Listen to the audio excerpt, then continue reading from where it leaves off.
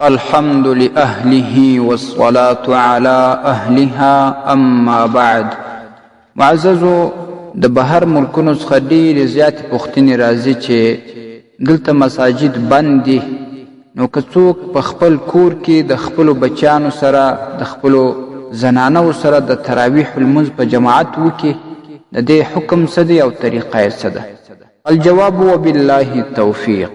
محترمه، که په کور کې یو نارینه و خپلو زنانو ته جماعت ورکوي نو دا صحت لري، هیڅ مشکل په دې کې نشته.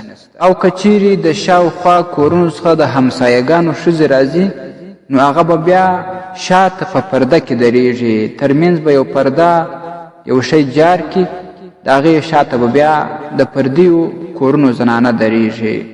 او د دې د سیپونو طریقه داسې ده چې که چیرې نارینه وي نو نارینه دې تر امام شاته ودرېږي، که یو نارینه وي نو هغه دې د امام و سیډ ته ودرېږي، راسته خواته لږ تر امام شاته.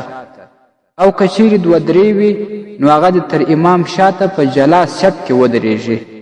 تر هغه وروسته بیا که ماشومان وي هغه دې ودرېږي، د هغو سپ دې جوړ سي. د ماشومانو څخه وروسته دې بیا د غټانو زنانو سپ جوړ سي. دغه طریقه ده. او که چیرې نارینه نه وي، صرف ماشومان او زنانه وي، نو بیا حکم دا دی چې اول دې د ماشومانو سپ جوړ کړي، د هغه نه بعد دې بیا په جلا سپ کې زنانه ودرېږي.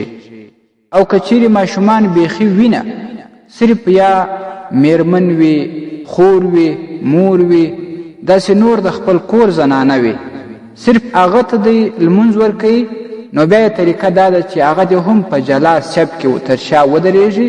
بس دغه طریقه ده. او دا په کور کې چې کوم څوک دا لمونځ ورکوي هغه د یو مستند عالم څخه د امامت ضروري مسایل زده کړي چې په کوم شي باندې سجده سهو لازمیږي، په کوم شي باندې د لمونځ فاسدېږي، نو دغه مسایل دې ورنه زده کړي. او دارنګه دوې نورې مسلې ضروري دي، هغه ده چې نابالغه بچی و بالغانو ته جماعت نسی ورکولی، نه په ده پسې د جماعت لمونځ صحیح کېږي.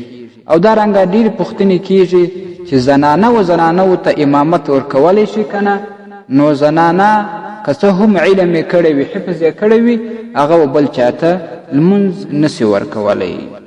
درر الحکام اول جلد 88 صفحه. البحر الرائق اول جلد 616 صفحه. رد المحتار اول جلد 419 صفحه. خلاصة الفتاوى اول جلد 153 صفحه. المبسوط للامام السرخسي رحمه الله اول جلد 165 صفحه. السلام علیکم ورحمة الله وبرکاته. ستاسې د اسلامي پوښتنو جوابونکی مفتی حکیم الله صابر الحنفي صاحب.